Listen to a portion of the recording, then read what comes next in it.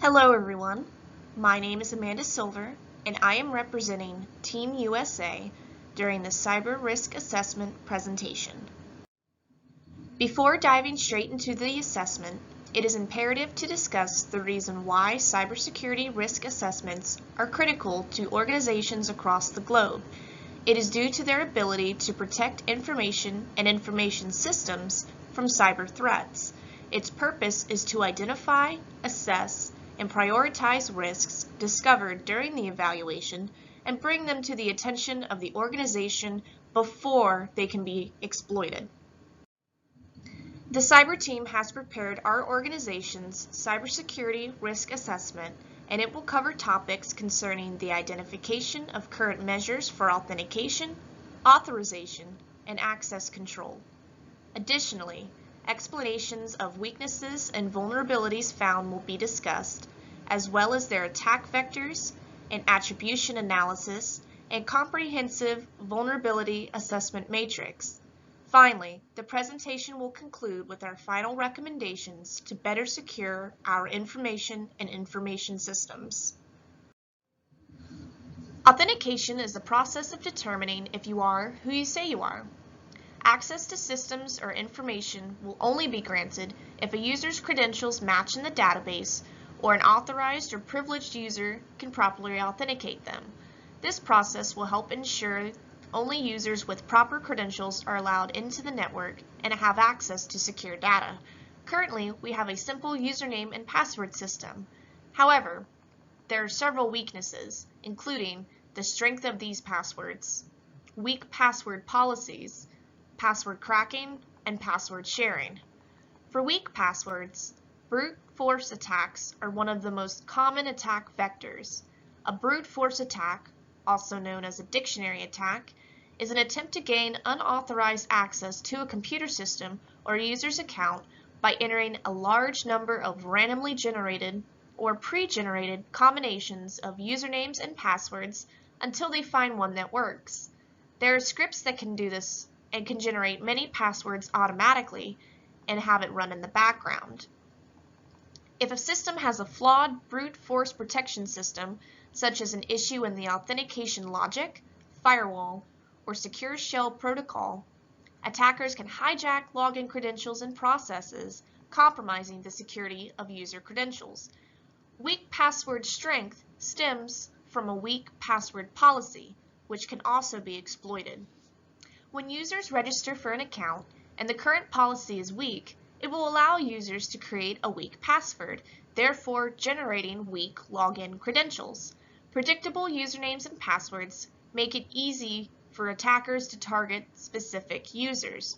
Rather than using a full brute force attack, the attackers will look for accounts with easy-to-guess passwords. They'll try common credentials like admin, admin1, and password1. With no restrictions on weak passwords, even sites protected against brute force attacks can find themselves compromised. Another issue with weak credentials is the potential for attackers to compromise the system and change the password for critical accounts. The password reset process poses an authentication vulnerability if an application uses a weak password recovery mechanism, such as easy security questions, no CAPTCHAs, or password reset emails with no timeouts. If the password recovery functionality is flawed, attackers can potentially use brute force techniques or access to other compromised accounts to gain access to user accounts that are well protected under normal circumstances. Lastly, password sharing has been observed among employees, which poses a significant threat. A successful phishing attack can cause a naive employee to share their login information with a stranger. Malicious insider threats can utilize shared login information or information through social engineering to perform attacks within the organization under a different employee's account, potentially with elevated privileges as well. In order to best mitigate these risks, there are 4 recommendations. First is to implement a trusted brute force system by using a recommended brand that will prevent attacks by enforcing account lockouts, rate limiting, IP-based monitoring, application firewalls, and CAPTCHAs. Next is to enforce a secure password policy and create a password checker that tells users how strong their passwords are in real time.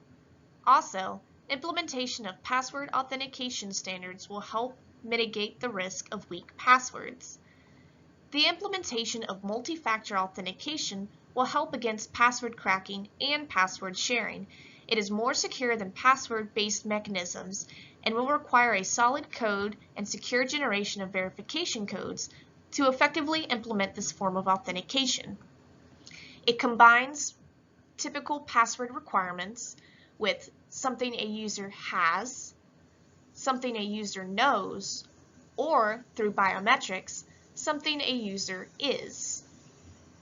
Lastly, training employees on current best practices and policies will help prevent social engineering attacks, insider threats, and phishing attacks from being successful. Next, authorization is the process of giving someone the ability to access a network, system, or account in which they have the need to. For the intrusion to have been successful, there are weaknesses present, which include user privileges not being properly set, issues with privilege creep, and issues with physical security. When privileged users are not properly managed, attackers can utilize privilege escalation to cause serious damage to systems and information. Privilege escalation occurs when a user can access privileges not explicitly assigned to them. Privilege escalation can be categorized into two different types, horizontal and vertical. Horizontal privilege escalation occurs when a normal user can access another user's resources that has similar privileges.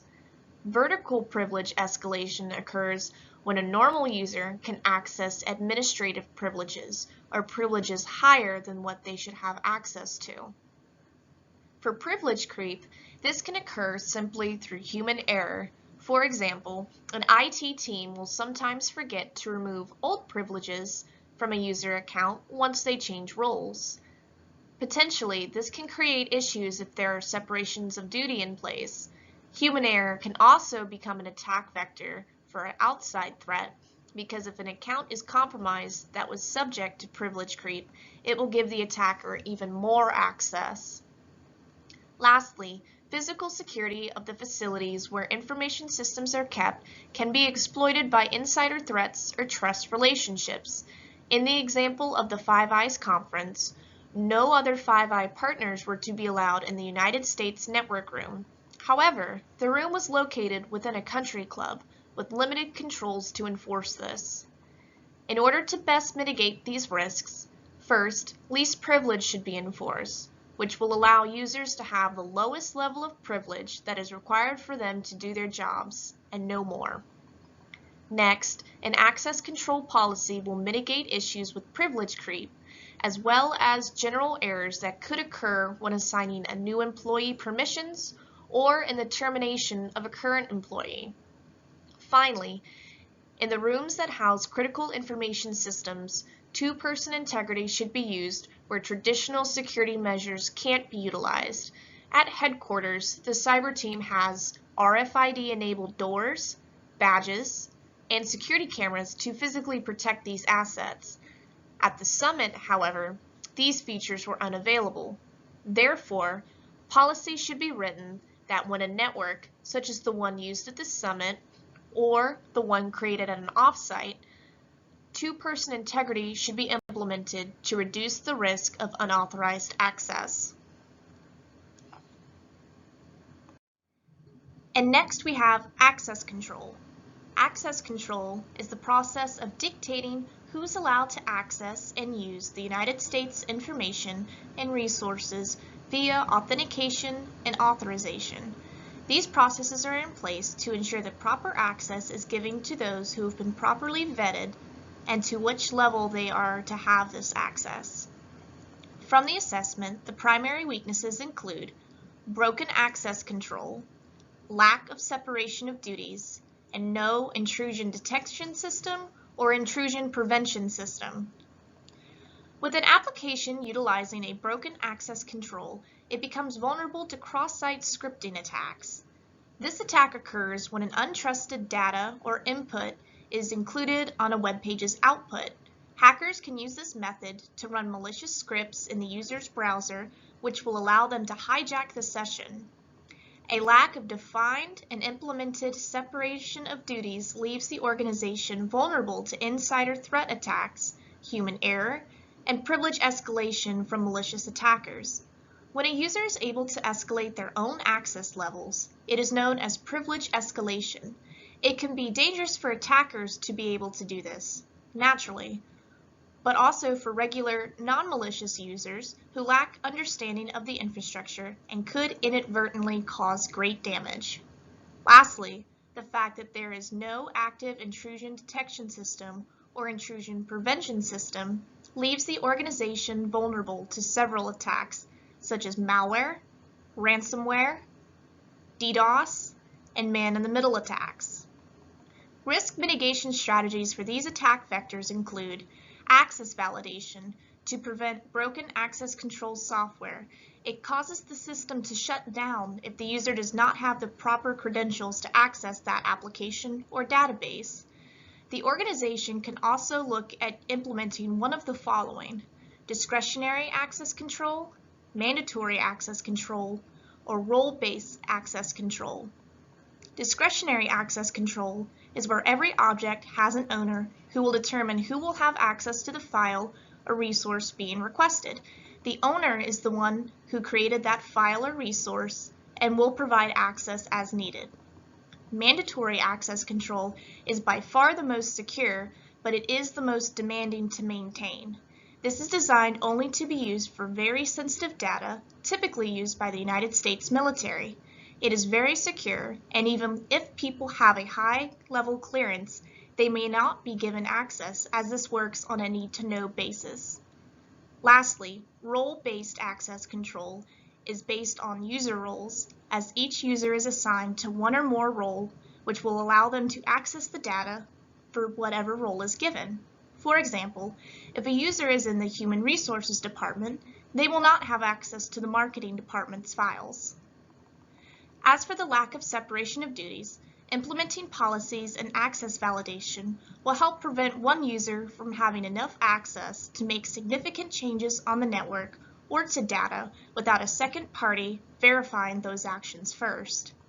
And finally, to address the lack of intrusion detection systems or intrusion prevention systems, implementing it would allow clear auditing of user activity, network activity, and notify administrators of unusual traffic that may indicate an intrusion. Additionally, a security information and event management solution should be used as well to ingest all of the logs from other systems on the network to help administrators more easily manage notifications and log files. Auditing can also be achieved more easily with these systems, which is a critical component to a successful cybersecurity program. Next, looking at the weaknesses and vulnerabilities from the assessment, it has been broken up into 3 different categories: people, technology, and policy. Starting with people, humans are the weakest link in the cybersecurity program of any organization. Hackers are always looking for the easiest way to breach a network, and one of the primary ways of accomplishing that is through phishing and social engineering. Many of the breaches that occur today are caused by human error, negligence, or lack of awareness training. However, it is critical to note that insider threats also pose a significant threat and is considered a major factor in what is affecting the threat landscape today. These users have the required authentication, authorization, and access to systems within the United States government and can cause harm with their malicious intent. Moving towards technology. Technology is wonderful. However, when there are too many technologies implemented at once, IT administrators can quickly lose track of those assets if they're not inventoried well. Once those assets are live in the production network, it needs to be maintained. Again, hackers are looking for the easy way in, and one way is to scour networks for vulnerable, unpatched systems. Hackers can access those systems with unpatched vulnerabilities and steal confidential data. Many types of attacks are conducted via technological means. For example, distributed denials of service attacks, or DDoS. DDoS attacks pose threats to critical infrastructure due to their ability to degrade the usability of systems by flooding it with traffic. Lastly, policy. All of the cybersecurity tools in the world will not protect the United States if strict policies are not established and adhered to by users. Hackers are always looking for ways to exploit a network, and when there are no clear policies for users or administrators to turn to, it will leave vulnerabilities open. For example, without annual cybersecurity training for users, new phishing attack techniques can become successful and cause harm. Additionally, policies concerning the management of network systems would mitigate risks of administrators leaving a device unpatched or neglected on the network for an attacker to exploit. Here we have attack vectors and attribution analysis report. Attack vectors have been analyzed, and the following have been determined as primary concerns from the assessment. First is the insider threat. The insider threat attack is a significant threat to information security and a considerable factor in the current threat landscape due to the user's legitimate access to information. The user can be a current or former employee, a vendor, a contractor, or a third party who has access. An example of an insider threat attack is logic bombs. This occurs when a user leaves malicious software running on a system, and when it is activated, it will render it unusable. The motivation behind these attacks can be to gain confidential information for a third party, such as a national state, or for identity theft, to manipulate the organization's data for their own personal benefit, or out of spite for perceived wrongdoing. It can be challenging to spot malicious insider attacks because they have legitimate access to the network and systems. However, monitoring the network for unusual activity and unauthorized access to files or systems can show indicators of an impending insider threat attack. Next, we have the man-in-the-middle attack. This occurs when communication between two systems is intercepted by an unauthorized party. The unauthorized party tries to listen in on the communication or will even pretend to be one of the legitimate parties, and it will go undetected, avoiding an indication of a breach. The man-in-the-middle attack usually targets the interception of confidential information that can be valuable, sensitive, or profitable if used for fraudulent purposes, such as login credentials, account information, and credit card numbers. Next, we have the distributed denial of service attacks, or DDoS. These attacks pose another significant threat to information security and critical infrastructure. The DDoS attack is initiated by targeting certain websites or online services. The attack then attempts to degrade the usability by flooding it with traffic from various sources. DDoS attacks can be compared to blocking access to a building by having many people attempt to enter through the same door at the same time, denying legitimate people access to the building. In fact, hackers carry out these cyber attacks using a network of hijacked computers controlled by malware.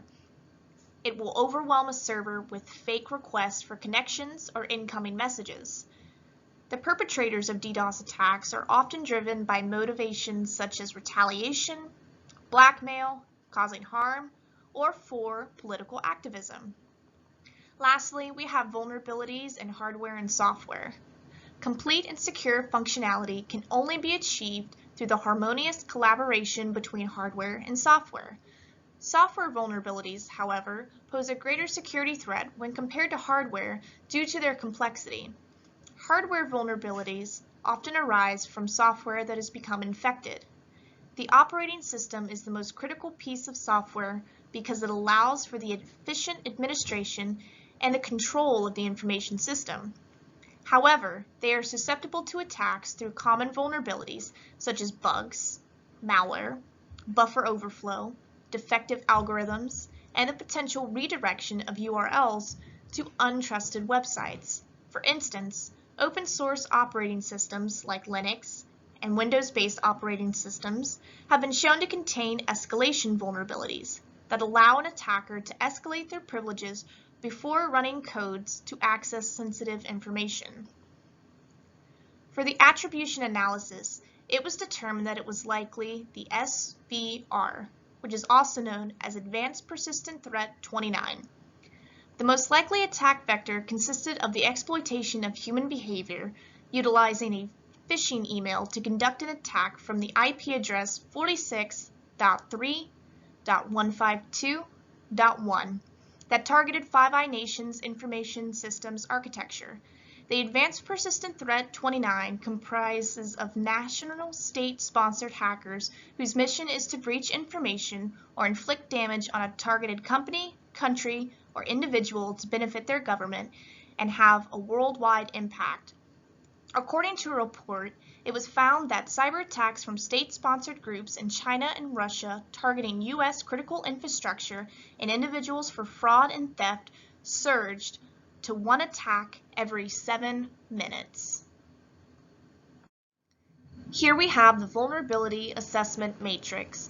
This Vulnerability Assessment Matrix is used to show our current risk and emerging risks. The impact assessment is color-coded in a traffic light pattern indicated by the colors yellow, green, and red. Red represents impacts that are high, yellow represents impacts that are medium, and green represents impacts that are low. As you can see, based on the severity of these vulnerabilities, we separated them into current and emerging risks, with the current ones listed first as the ones we need to mitigate. We also categorized and defined each threat, as well as provided mitigation strategies to reduce the vulnerabilities, as no vulnerabilities can be completely removed. Therefore, after this analysis, the recommendation is to build a strong security program by utilizing the National Institute of Standards and Technology's Cybersecurity Framework. Additionally, the risks identified from this assessment can be mitigated by inventorying assets to help the security team better understand the amount of assets to secure, where they are, and who has access to them.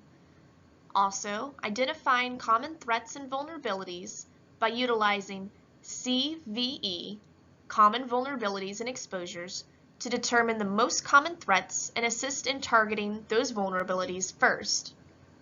Next, identifying gaps by annually testing the network through penetration testing and testing policies to determine security gaps that need to be focused on to better secure the environment. Also, annual updates to the risk response effort must be conducted to determine response times, what are the nature of our responses, how do we isolate the threat, eliminate it, and prevent it in the future. Lastly, establishing a baseline is critical to set what the minimum requirements are for the company to ensure confidentiality, integrity, and availability. Overall, it is important to note that it is impossible to mitigate all risks. However, based on this assessment, there are several ways to mitigate them in the future to prevent a similar intrusion, such as the one from the summit. This concludes our presentation. If there are any questions, comments, or concerns, please let me know, and the cybersecurity team and I will be happy to address them.